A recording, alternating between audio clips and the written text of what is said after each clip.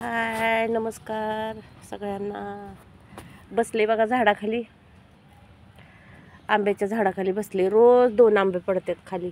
पोरं दगड पडतात, 2-4 रोज दगड मारून पडतात आंबे. बसले जरा झाडाखाली, बघू म्हटलं कोण सापडलं तर सापडलं. पोरं लय आगाऊपणा करते म्हणून बसावं लागते थोडा वेळ. बसले आता, बघू. मी असल्यावर येणार नाही ती, मी नसल्यावर बरोबर येणार. बसले झाडाखाली. हाय की माझ्या मागं काय तर लागलेलं आहे की. मला काही दुश्मन कमी येते होय. दुश्मन घरातली साधवते ती बाहेरची पण साधवून घेतली दुश्मनी लोकांनी. ज्याला कळायचं त्याला कळल मी कुणाला बोलते ती. ज्याला नाही कळायचं त्याचं नाही कळलं तर गप्प बसा. सगळ्यांनी नुसतं मला चव चव चव चव चव चव केलं होतं. आता सगळ्यांच्या पोटात असं छातीत थंड पडली असेल मी पडली ही झाल्यावर.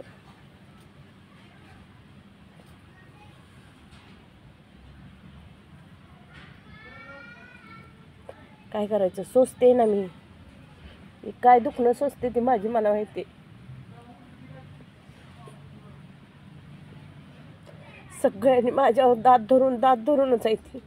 माझं चांगलं व्हायला लागलेलं कुणालाच बघवत नाही. घरातली बी दुश्मन, बाहेरची बी दुश्मन. लय आती केलं लोकांनी.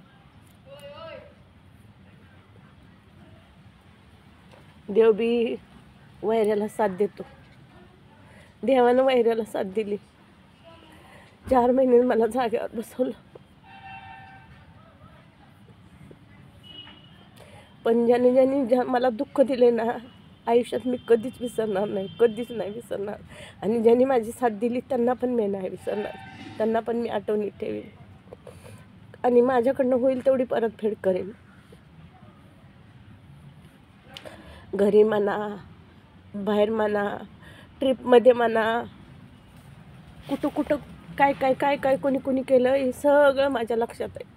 माझ्यावर नुसतं सगळ्यांनी नुसतं जळफळाटच होत होता सगळ्यांचा. इतकं वाईट वाटत होतं लोकांना माझ्याकडे बघितलं. घरी बी तसंच आणि बाहेर बी तसंच. देवानं वैऱ्याला यश दिलं.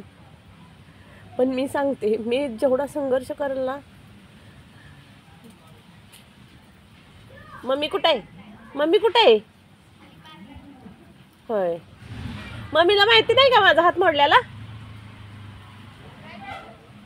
मोडलेला ट्रिपला गेल्यावर.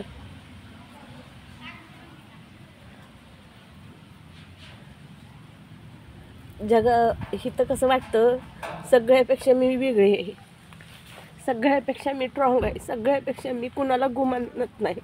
सगळी मला किंमत देते ती, सगळी माझी इज्जत करते ती. ते सगळ्यांच्या मी डोळ्यावर येते.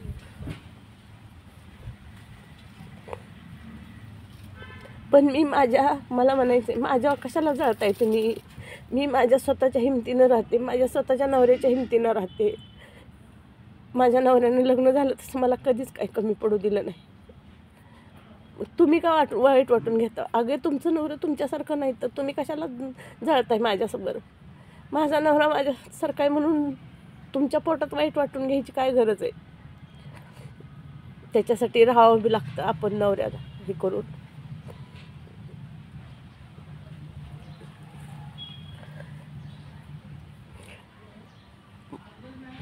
आज माझ्यावर सगळे हसते ती. हसा, परमेश्वर बघतोय वरून. आणि जेवढं हसताना तेवढं माझ्यासाठी खूप चांगलं आहे. बरं झालं वाटत असेल. हिचा मसाला 4 महिने झालं बंद झाला विकायचा. त्या मसाल्याचं तर सुरू केल्यापासून सगळ्यांच्या पोटात डबा उठला होता. पण देवानं वैऱ्याला यश दिलं.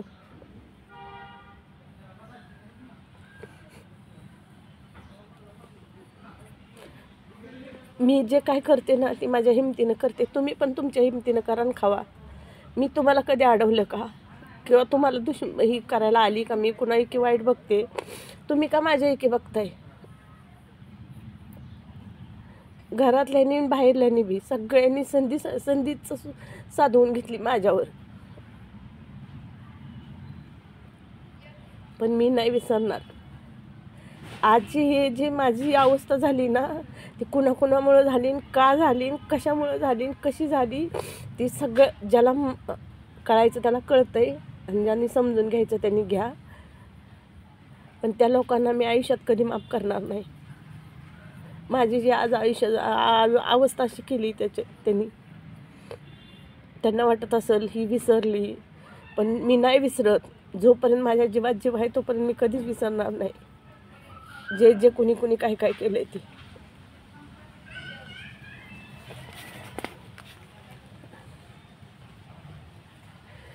आज माझ्या डोळ्यात अश्रू आले ना, माझ्या एक अश्रूच्या थेंबाचा हिशोब देव तुमच्याकडनं घेईल. मी जे आज भोगते ना ह्याच्यापेक्षा 10 पट तुम्ही भोगणार आहे, लक्षात ठेवा.